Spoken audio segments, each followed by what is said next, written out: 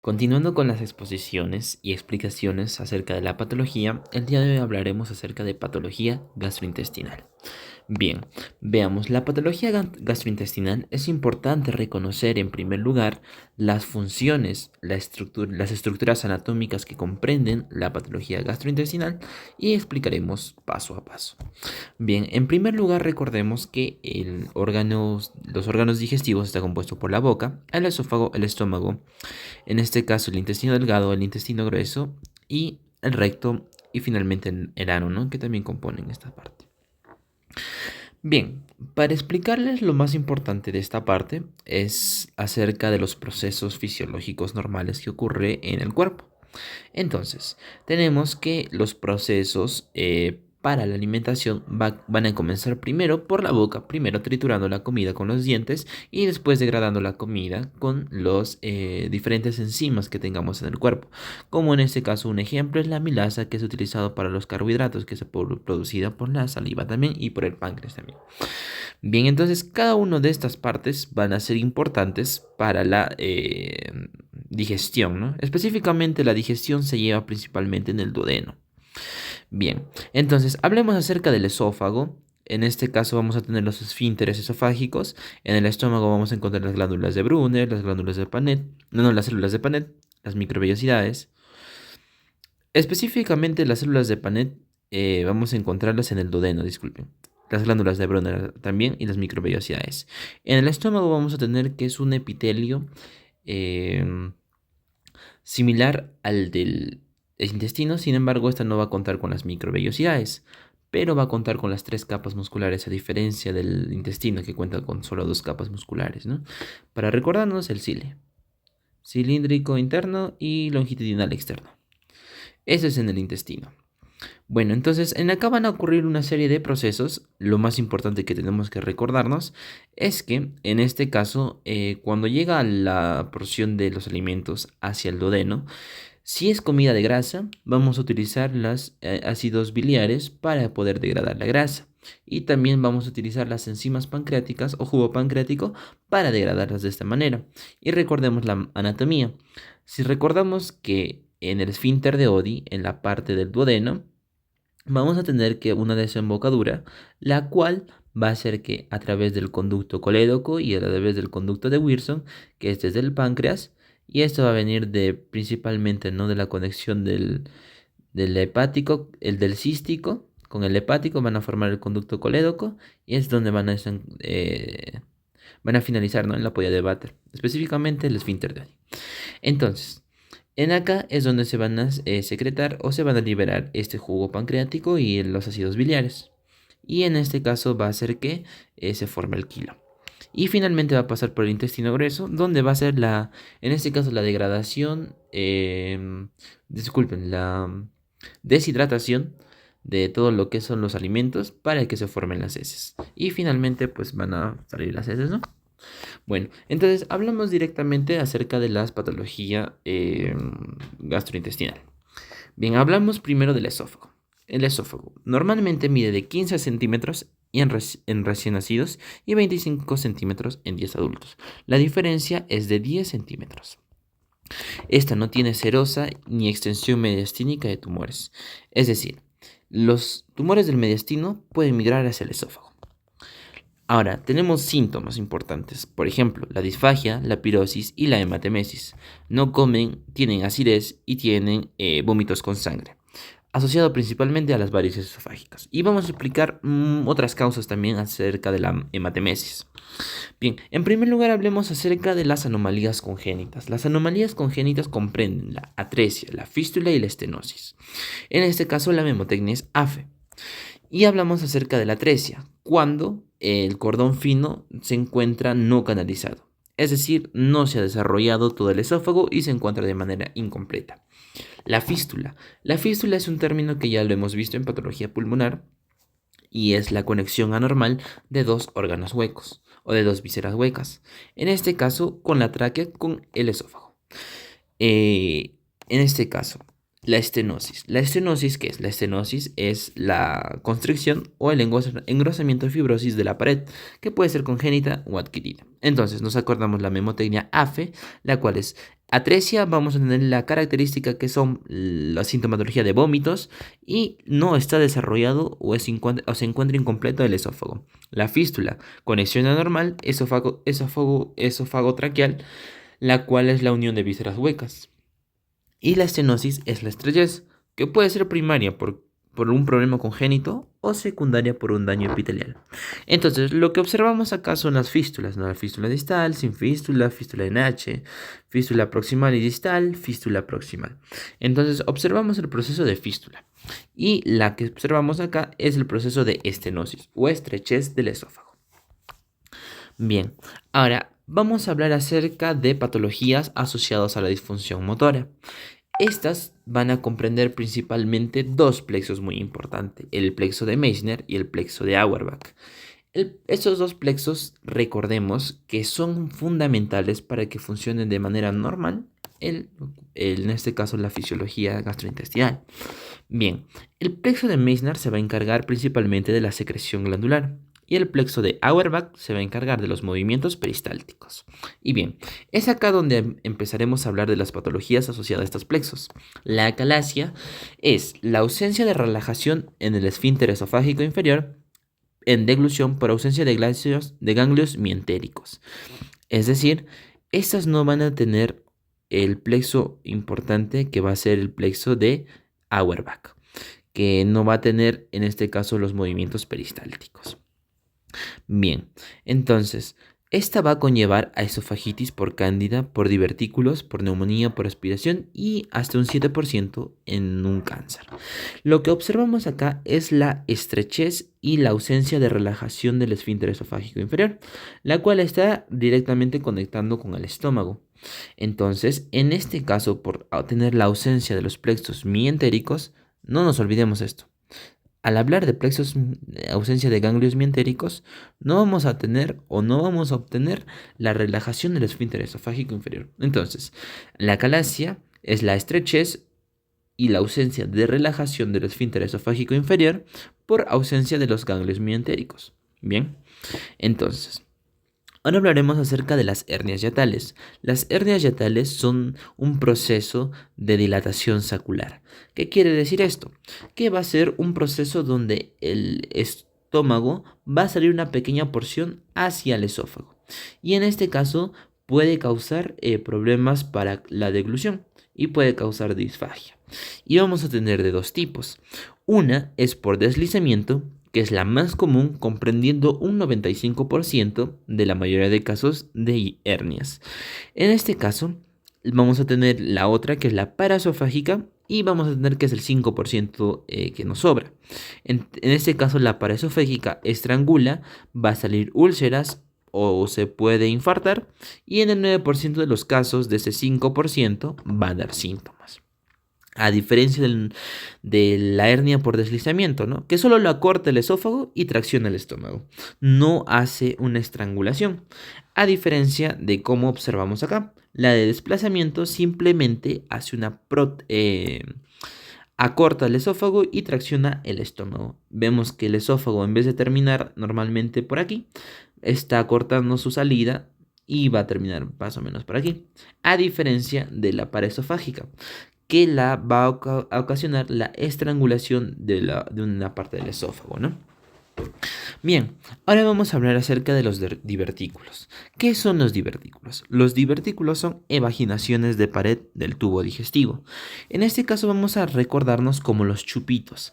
Más o menos, recordemos que esto es el esófago o alguna víscera hueca, la cual va a tener una protrusión hacia afuera desde adentro, de adentro hacia afuera. Es decir, va a aparecer como una bolita que se ha generado como un globito. Y así se va a aparecer el divertículo. El más común que vamos a observar en los divertículos del esófago va a ser el faringio de Senker. En este caso va a ser el divertículo en la porción faringea.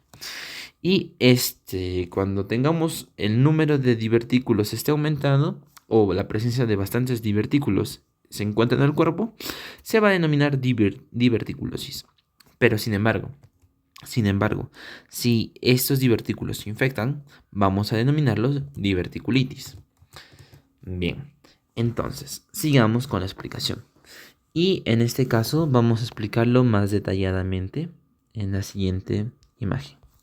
Bien, hablemos acerca ahora del síndrome de Mallory-Weiss. El síndrome de Mallory-Weiss, similar como hemos hablado que es la acalasia, es la ausencia de relajación del esfínter esofágico, la cual va a causar una laceración. Y estas laceraciones van a ser también causadas por los vómitos excesivos por ausencia de relajación, como les mencionaba, principalmente asociado a los pacientes con alcoholismo crónico. Y en este caso la sintomatología que vamos a observar va a ser la hematemesis, la úlcera y en casos graves la peritonitis. Las varices esofágicas muy importantes, que ya hemos hablado en el transcurso de los varios videos que vengo explicando, que son las varices esofágicas que son causadas principalmente por hipertensión portal.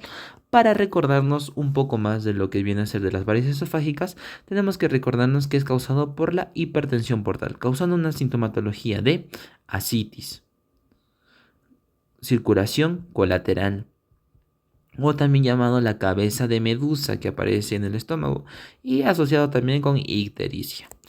Y la ictericia es la menos específica. Bien, entonces, las varices esofágicas van a causar que haya circulación colateral, haya ascitis. Entonces, en este caso se van a formar varices a nivel del esófago, las cuales se pueden reventar con algún tipo de presión o por la comida misma, y esta puede generar hematemesis. Entonces, la principal causa de las varices esofágicas está asociada a la cirrosis en un 90% de los casos, lo cual va a causar ulceración, inflamación y coágulos, hematemesis catastrófica.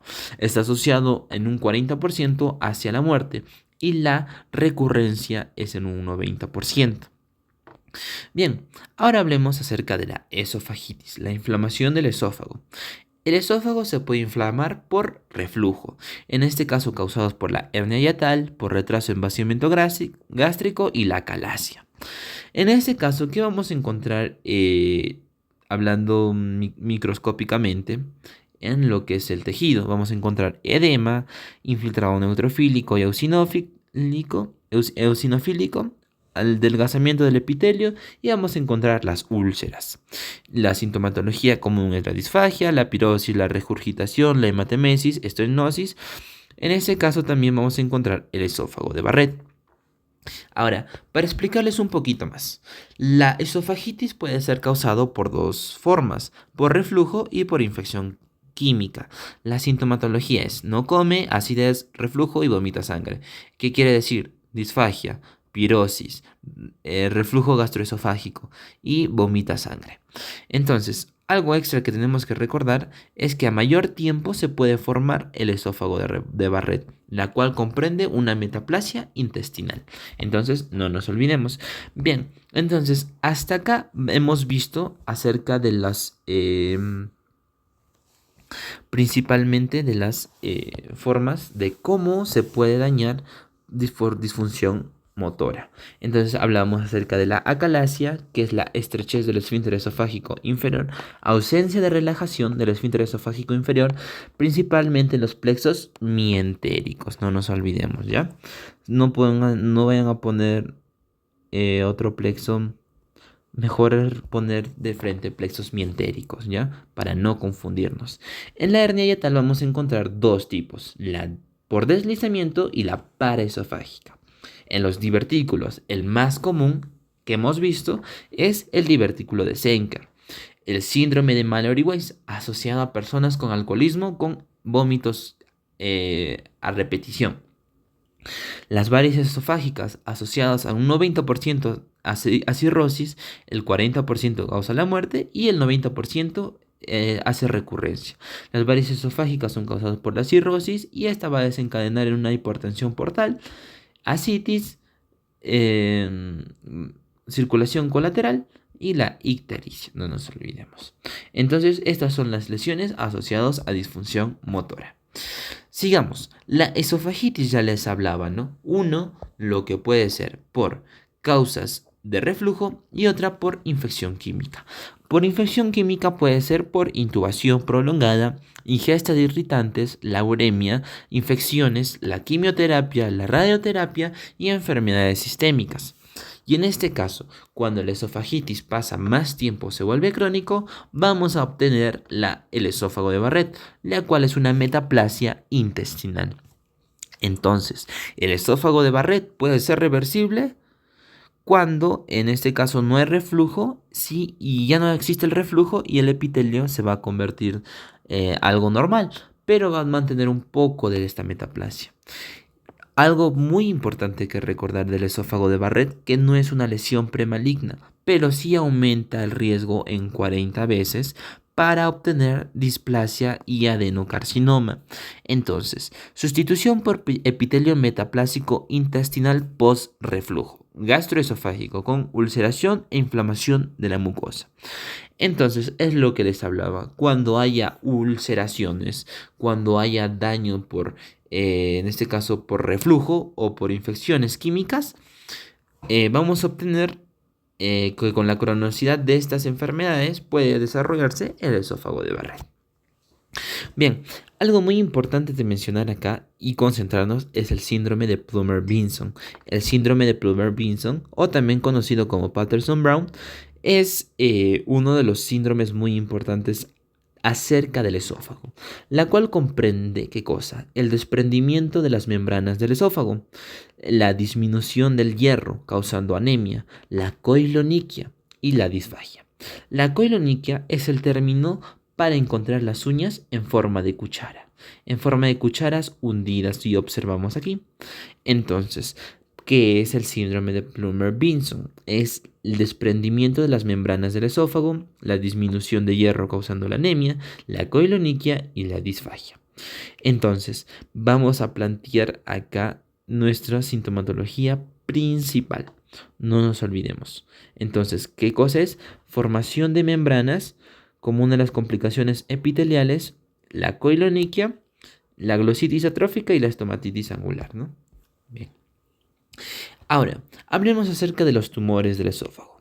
Vamos a encontrar que son benignos, principalmente los papilomas, las cuales pueden pasar al esófago en la deglución de semen al tener sexo oral o viceversa cuando hay este sexo oral también por parte del varón hacia la mujer. Entonces vamos a encontrar que puede estar acuminado el papilomavirus.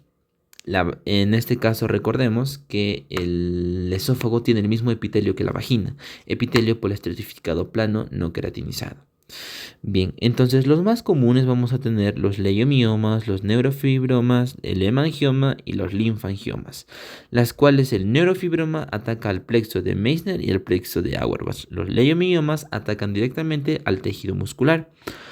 En malignos vamos a tener al cáncer escamoso, la cual se puede malignizar en el tejido escamoso propio, principalmente en mayores de 50 años, en personas afroamericanas y en varones. 50% de tercio medio, la supervivencia de 5 años menor de 9%. Entonces, la sintomatología que va a presentar un tumor maligno va a ser la disfagia, obstrucción y pérdida de peso, hemorragia o fístulas. La fístula, ¿qué cosa era? Es la conexión anormal entre dos vísceras huecas. El adenocarcinoma. El adenocarcinoma se va a desarrollar principalmente en el tercio distal. Esto, recordemos, es muy importante para diferenciar, pero no es un criterio de diferenciación, sino es para recordar y más o menos tener una idea del diagnóstico clínico. Entonces, estas van a producir mucina de manera anormal. Vamos a encontrar a células en anillo de sello, principalmente varones de 40 años y, como ya les mencioné, es más común en el sexo masculino. Esta se va a desarrollar en el tercio distal, a diferencia de los malignos, que es el carcinoma escamoso, que se desarrolla en el tercio medio. Bien, la supervivencia a 5 años es menor a 20% y en este caso el adenocarcinoma también puede causar el esófago de Barrett o puede ser una lesión premaligna, en este caso el esófago de Barrett, cuando ya está avanzado el esófago de Barrett, pero no es el esófago de Barrett una lesión premaligna, sino que puede aumentar el riesgo de presentar carcinoma escamoso o adenocarcinoma. Y algo muy importante para desarrollar el cáncer es que puede ser causado por los nitritos y nitrosaminas, comer caliente, y en este caso también los trastornos esofágicos que podamos adquirir, ¿no? O tener. Bien, para describir principalmente el carcinoma escamoso de manera histopatológica, vamos a tener que es una lesión in situ. Bien, entonces como les mencionaba, el carcinoma escamoso nace como una lesión in situ, la cual no va a atravesar la membrana basal. En este caso, a nivel precoz, vamos a observar lesiones en placa o elevaciones de la mucosa, las cuales van a estar asociadas a una displasia escamosa. Y recordemos que la displasia escamosa sí es una lesión premaligna, la cual vamos a denominar carcinoma in situ cuando ya esté evolucionado la displasia escamosa. Bien, entonces esta se va a convertir en masa tumoral en meses o años. Como les mencionaba, es una lesión premaligna. La localización es en el 50% del carcinoma escamoso, como les mencionaba, va a ser en el tercio medio. No nos olvidemos, como en acá lo mencionábamos, 50% en el tercio medio. Bien, los patrones morfológicos van a ser tres. Bien, como les mencionaba, fungoide, infiltrante y ulcerado. Memotecnia, FUI. El FUI. El F es de fungoide, la cual representa el 60% de la patología del carcinoma escamoso, o mejor dicho, de la morfología que presenta el carcinoma escamoso. En ese caso vamos a encontrar que tiene forma exofítica polipoide, como si fuera, en este caso, un pólipo o forma de hongo en forma de seta. La infiltrante, en este caso, compromete el 15%, la cual hace una extensión de la pared. Y la ulcerativa o el ulcerado, que compromete un 25%, la cual es necrótica e infiltrante. La más peligrosa es la necrótica y la infiltrante, la cual es el ulcerado. La memotecnia, FUI. Bien, entonces es lo que observábamos y les mencionaba, ¿no? Bueno, en este caso, causas esofágicas de la hematemesis ya les mencionaba. Y en este caso vamos a pasar ya al órgano del estómago. Bien, el estómago. El estómago vamos a tener patologías como la estenosis pilórica, en este caso por una hipertrofia del píloro congénito. Es normalmente más común en mujeres, en personas que sean gemelos, que tengan regurgitación, es decir, acidez, vómitos en gatillo en 3 primeras semanas de vida. Y en este caso también puede ser adquirido por complicación como una gastritis, unas úlceras y neoplasias. Recordemos que las neoplasias del estómago normalmente están asociadas al píloro. Por eso vamos a recordarnos después de una bacteria muy importante que puede ser causante también, pero principalmente es causante de linfomas. Bien, ahora hablemos acerca de la gastritis. La gastritis vamos a tener en su forma aguda, la cual puede ser causado por los AINES, el OH, el tabaco, el estrés quirúrgico, las quemaduras, la isquemia, la cirugía, infecciones con aumento de producción de ácido.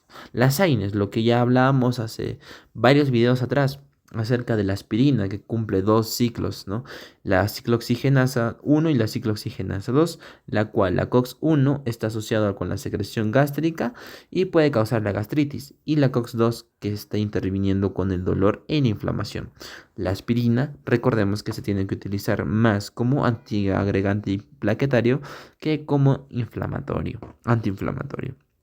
Bien, entonces, en este caso, el Helicobacter pylori va a estar comprometiendo, en este caso, la gastritis, ya que 90% es por Helicobacter pylori y está asociado en un más 50% de los casos y en mayores de 50 años. El Helicobacter pylori puede causar úlceras, linfoma mal, gastritis y adenocarcinomas, pero son los más raros.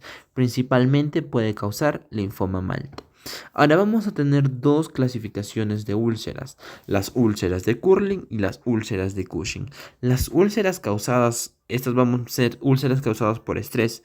Las úlceras de Curling van a ser causadas por quemaduras y se va a estresar tanto el estómago que va a hacer unas ulceraciones con el ácido, eso es del estomacal.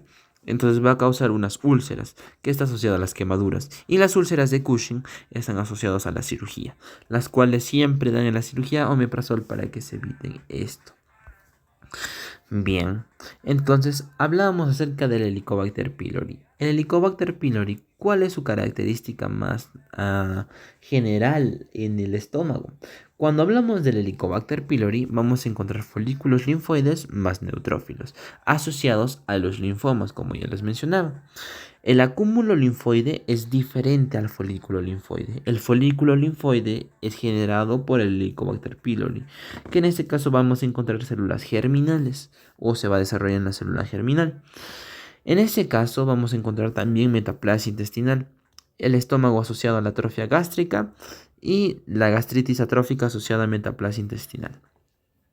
Cuando tengamos gastritis atrófica puede evolucionar en un adenocarcinoma y vamos a explicarlo más adelante. Bien, entonces las úlceras pépticas vamos a definirlas como la lesión aguda causadas por varias causas o también asociados por gastritis, principalmente por gastritis. Estas son lesiones por ácido y pepsina, por la alteración de las defensas de las mucosas, por la hipersecreción del ácido clorhídrico. En este caso, vamos a tener dos diferencias claves, la diferencia de una úlcera con la diferencia de una erosión. Una úlcera es cuando el epitelio se encuentra totalmente destruido, a diferencia de una erosión, que es la lesión cuando el epitelio se encuentra dañado parcialmente. Las causas de la úlcera péptica. La hiperacidez, los AINES, el OH, el tabaco, la cirrosis y los corticoides. El Helicobacter pylori está asociado en un 70% de los casos, ya que secreta ureasa, la cual degrada el moco. Su enzima, la ureasa, va a degradar el moco, entonces va a hacer que el epitelio esté más libre para que pueda desarrollar alguna ulceración por el reflujo que pueda causar esta, ¿no? Recordemos que el pH es muy ácido de la secreción gástrica. Entonces va a favorecer a la formación de la úlcera. También puede ser causando por los radicales libres, ¿no? Lo cual va a favorecer a una trombosis capilar. El epitelio se va a encontrar sin moco. Bueno, las complicaciones vamos a encontrar la anemia, hemorragia, perforación, obstrucción y el adenocarcinoma. En la fase aguda puede ser causados por estrés, traumatismo, quemaduras, lo que les hablaba, las úlceras de Curling y las úlceras de Cushing. No nos olvidemos, las úlceras de Curling son quemaduras y las úlceras de Cushing son asociadas a las quemaduras. Bien, entonces vamos a encontrar las fuerzas de la úlcera gastroduodenal. Vamos a encontrar las fuerzas agresivas y los factores defensivos. En las fuerzas agresivas vamos a encontrar la acidez gástrica, enzimas pépticas, los AINES, tabaco H y el Helicobacter pylori y el reflujo biliar por, en este caso, isquemia y por los ácidos biliares que pueden estar en el duodeno, ¿no? Que pueden subir porque recordemos que el estómago no está especializado para retener los ácidos biliares o los jugos pancreáticos, lo cual va a favorecer a la ulceración.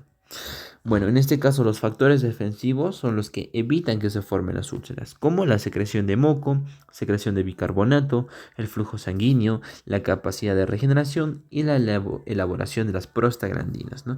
Lo que observamos es que está en un proceso de equilibrio. Bien, entonces hablemos acerca de la morfología de las úlceras.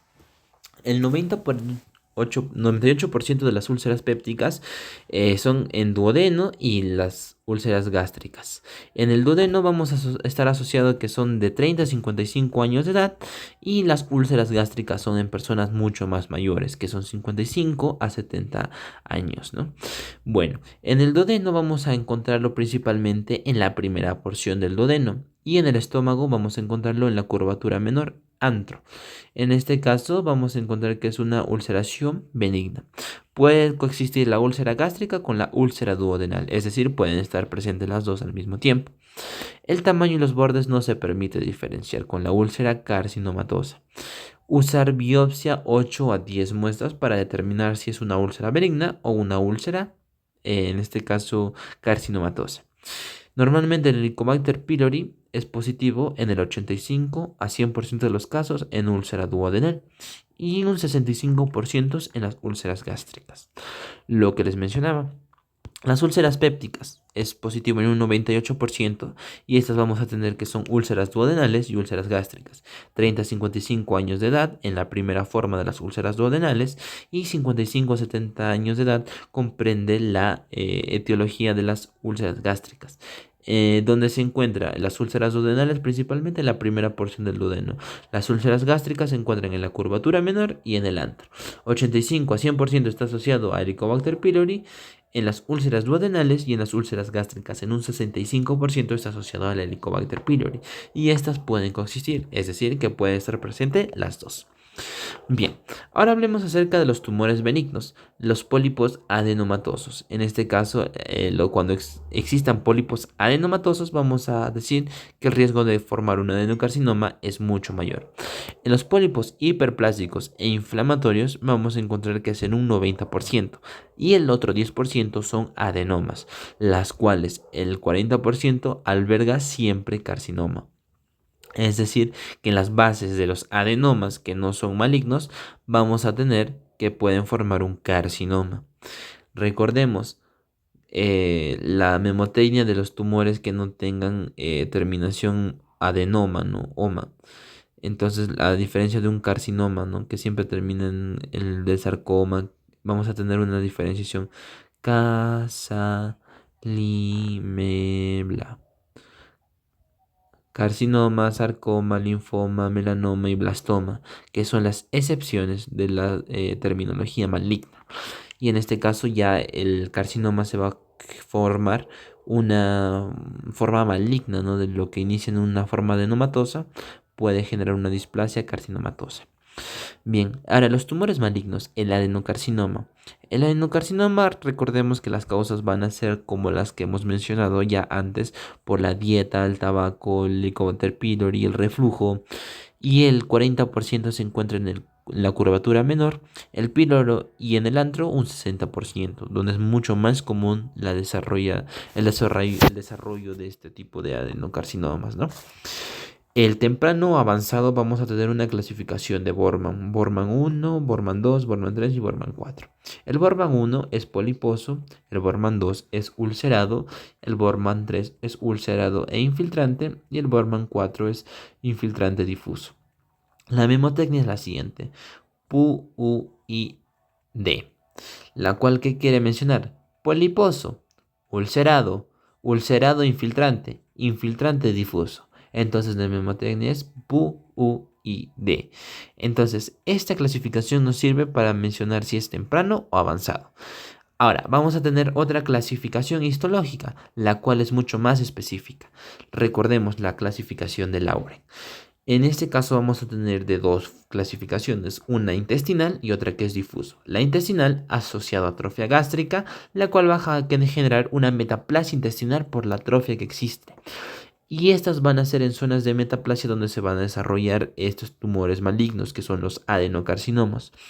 Y cuando hablamos acerca de una clasificación difusa, va a ser de dos tipos, el mucinoso o en células anillo de sello, las cuales el mucinoso está asociado al moco y las células de anillo de sello vamos a encontrar que son células que van a tener como un tipo de sello en la parte distal donde se va a formar un tipo de anillo.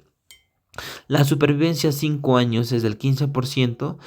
En este caso los linfomas son la segunda neoplasia gastrointestinal, acompañado también de los JITs que atacan directamente las células de Cajal, las que afectan al peristaltismo, y los tumores carcinoides que son asociados a los tumores neuroendocrinos. Bien, acá vemos el Helicobacter pylori y en acá también observamos la gastritis asociada al Helicobacter pylori y las gastritis autoinmunitarias. Bien, vamos a pasar esto para explicar con más detalle lo que se viene, ¿no? Bueno, entonces acá vamos a observar la enfermedad de Menetrier. Es una de las enfermedades más relevantes que vamos a tener que recordar porque su nombre es un poco complicado. La enfermedad de Menetrier que comprende.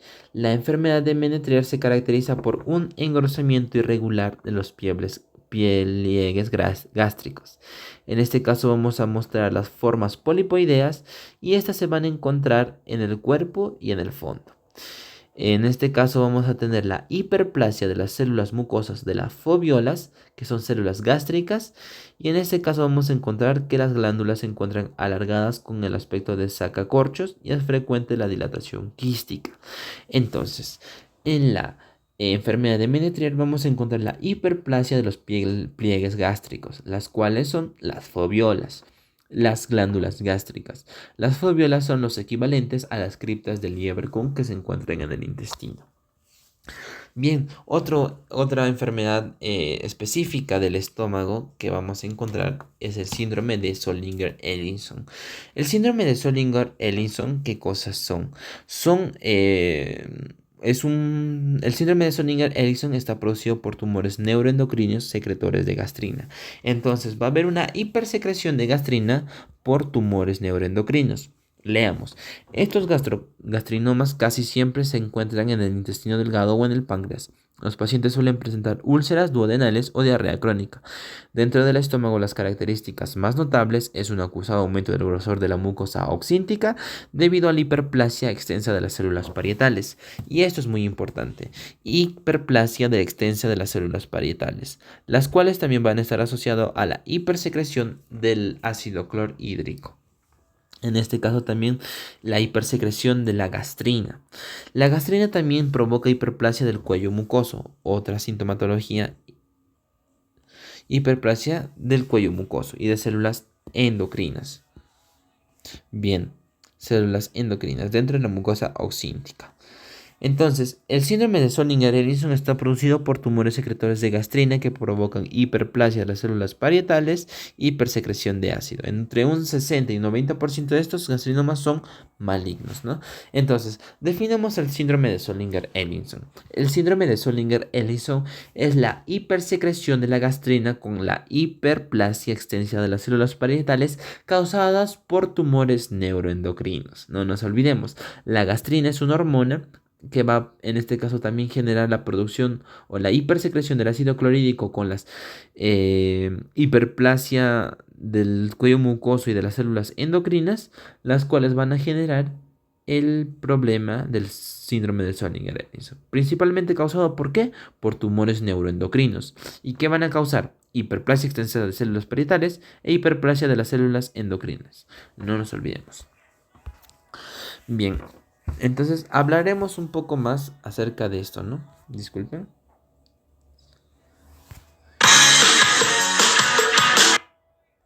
Las propagandas. Bien, disculpen, un lapsus. Entonces, hablaremos acerca ahora de la morfología del cáncer gástrico.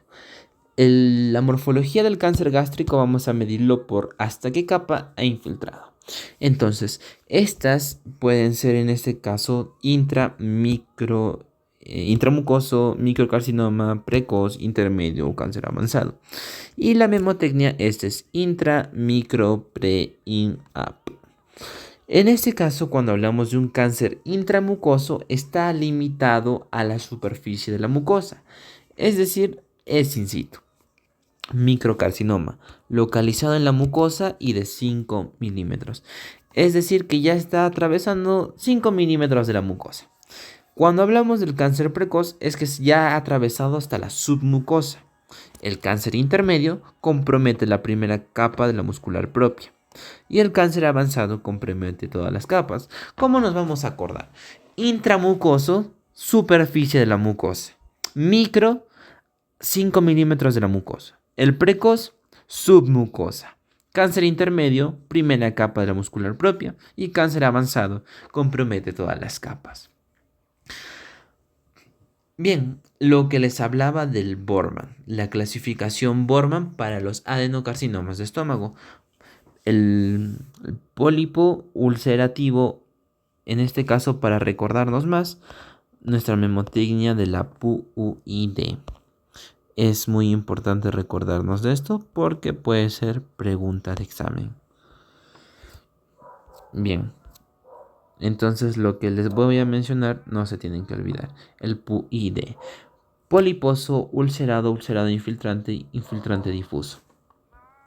Entonces volvamos a nuestra diapositiva. para no olvidarnos. Poliposo, ulcerado, ulcerado infiltrante, infiltrante difuso. PUUID. Poliposo, ulcerado, ulcerado infiltrante, infiltrante difuso. Bien. Y no nos olvidemos también de la clasificación de Lauren, que puede ser intestinal o puede ser en este caso difuso o mucinoso, ¿no? El difuso puede ser mucinoso o en células anillo de sello. Y la intestinal es cuando hay una atrofia, en este caso, y va a generar la metaplasia intestinal. Bien, ahora hablemos acerca de una característica muy importante de los MALT. El más agresivo es el MALT, la cual es positivo a CD20. No expresa CD5 ni CD10. Cuando hablamos de maltomas vamos a expresar que es específico a linfocitos B, CD19 y el CD20. Eso es lo más importante. Bien, ahora muy importante esto. Cuando hablamos acerca del GIST es el más benigno y es el más común cuando hablamos de neoplasias benignas. Esta va a ser positivo al CAI 67, vamos a encontrar en un 30-40%. El CAI 67, recordemos para qué servía, para medir la proliferación celular. Y en este caso va a ser positivo al KIT, al CKIT o en este caso al CD117. Y el GIST es atacado en las células de Cajal, afectando directamente al movimiento peristáltico. Bien, ya hemos llegado al intestino delgado y grueso. Para esto vamos a tener que recordar muchas partes fundamentales. Bien, entonces, al hablar de patología del intestino delgado y grueso, recordemos que tenemos las 4 capas que tienen en este caso las características, ¿no?, del intestino delgado y grueso. Bien, el epitelio es el cilíndrico simple, para no olvidarnos. Bueno, entonces vamos a encontrar en este caso malformaciones congénitas.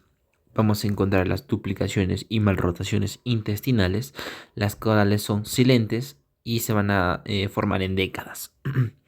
Bien, ahora vamos a hablar una de las anomalías congénitas o malformaciones congénitas muy importantes en este caso del intestino delgado y grueso, el onfalocele. El onfalocele es la ausencia del músculo abdominal. En este caso va a estar comprometido el amnios, el peritoneo y el tejido de Wharton o la gelatina de Wharton, perdón. A diferencia del gastrosquisis, es que el onfalocele está comprometido estas 3 capas, principalmente el peritoneo. Y en el gastrosquisis es cuando no está presente el peritoneo. Y estas son la ausencia de formación de una parte de la pared abdominal, principalmente en los recién nacidos. La atresia y la estenosis es cuando no van a defecar los bebés porque están estenosados sus intestinos gruesos o delgados. Y el divertículo de Meckel. Hablamos de nuevo de los divertículos. Los divertículos de Meckel son las evaginaciones o en este caso las protusiones saculares que van a existir en el intestino delgado. En este caso vamos a observar que se va a comunicar con el conducto vitelino y vamos a tener que estas 3 capas se van a ulcerar o se van a perforar. Y en este caso vamos a obtener que es un 25% los divertículos de Meckel. El divertículo de Meckel es el crecimiento hacia afuera de la pared intestinal. Bien, entonces el divertículo de Meckel es muy importante. ¿Por qué? Porque va a ser una pseudoapendicitis, la cual no va a ser en la fosa ilíaca derecha, sino va a ser una fosa ilíaca izquierda. Y si hay una complicación, puede generar una peritonitis por la ulceración o la perforación. Bien, entonces, esto es lo que les decía. Las intussuscepciones también, que es el epitelio metido dentro del propio intestino, como si se estuviera remangando. Y lo que observamos acá es el divertículo de Meckel, que está en la parte ileocecal ciego y el apéndice juntos al colon ascendentes. Y en este caso ha sido resecado todas estas porciones, ¿no? Y ese es el divertículo de Meckel, ¿no? Es una evaginación del intestino. Bien. Entonces, ahora también hablaremos acerca de la enfermedad de Hirschsprung. La enfermedad de Hirschsprung, ¿qué cosa es? Es el megacolon gangliónico congénito. La enfermedad de Hirschsprung es la ausencia de las células ganglionares en la pared muscular, principalmente los plexos de Auerbach y los plexos de Meissner, en un segmento con dilatación e hipertrofia intestinal. más común en varones asociados al síndrome de Down y alteraciones neurológicas. ¿Qué cosa es la enfermedad de Hirschsprung? El megacolon por ausencia de los plexos de Meissner y Auerbach. Bien, ahora hablaremos de las enterocolitis, en este caso de la diarrea. En este caso vamos a encontrar reacciones inflamatorias en heces y vamos a explicarlo más adelante cuando veamos el criterio de diferenciación de las diarreas.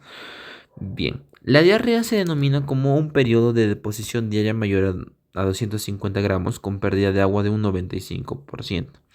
Una de las variantes de diarrea puede ser la disentería, la cual es la más dolorosa. Vamos a tener en tipos en secretora y osmótica, en mala absorción y en enfermedades exudativas. La secretora persiste en ayuno y la osmótica cede en ayuno. La mala absorción cede en ayuno también y la enfermedad exudativa persiste en ayuno. La secretora y las enfermedades exudativas persisten en ayuno. La osmótica y la mala absorción cede en ayuno. El rotavirus es uno de los principalmente causantes de las diarreas, principalmente en niños. El rotavirus va a ser más común en lactantes de 6 a 24 meses, es decir, hasta los 2 años.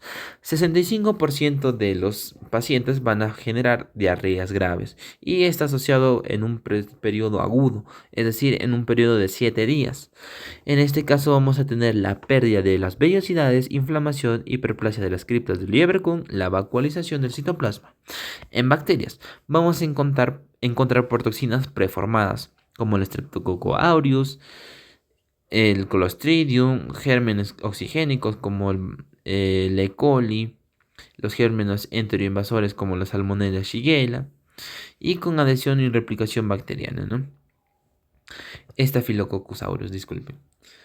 Bueno, entonces lo que hablábamos acá también, que cuando es de origen bacteriano vamos a encontrar neutrófilos.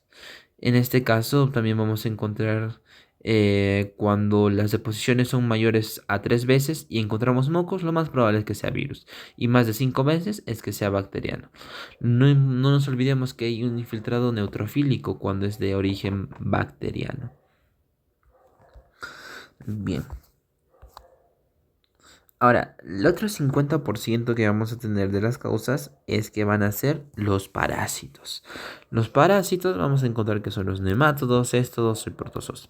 El Oxyurus puede ser diagnosticado con el test de Graham, los éstodos en carne cruda, como puede ser en este caso las tenias, los protozoos la entamoeba histolítica y las yardias, y vamos a tener también las enterocolitis necrosantes. Bueno, para hablar qué es la enterocolitis necrosante. La enterocolitis necrosante es la inflamación necrosante aguda en recién nacidos, principalmente prematuros.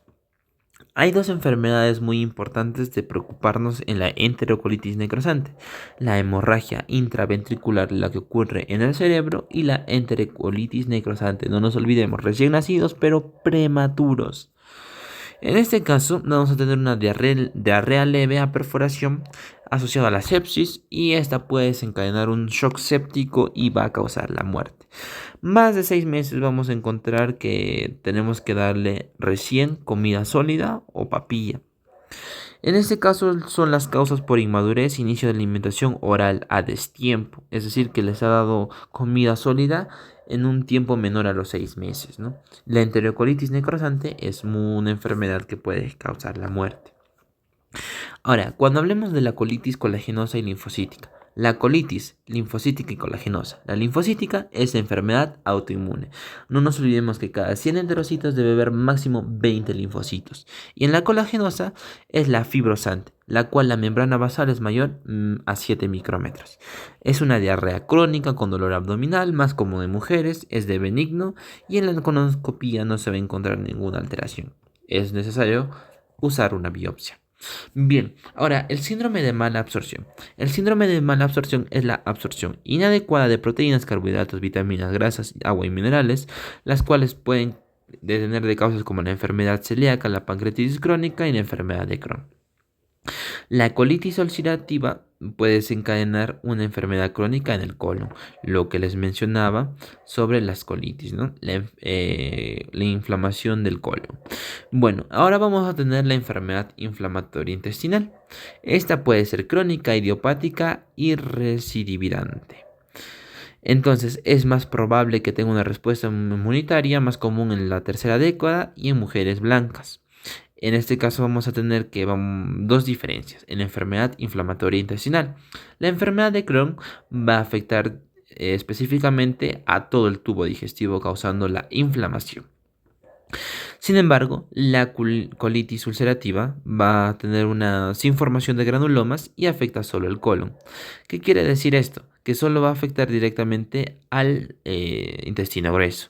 Sin embargo, la enfermedad de Crohn afecta a la porción de todo el tubo digestivo, intestino delgado e intestino grueso. Bien, no nos olvidemos eso. Enfermedad de Crohn puede afectar a cualquier parte del tubo digestivo y la colitis ulcerosa solo afecta el colon, ¿no? No nos olvidemos. Bien, ahora los trastornos vasculares que existen. En este caso vamos a tener la enfermedad intestinal isquémica, la cual es por infartos de mucosa, la cual tiene como causa las trombosis de la arteria mesentérica. Y en este caso vamos a tener trombosis de la venosa mesentérica, ulceración, fibrosis y estenosis. Las hemorroides son asociadas a estreñimiento, a gestación o cirrosis.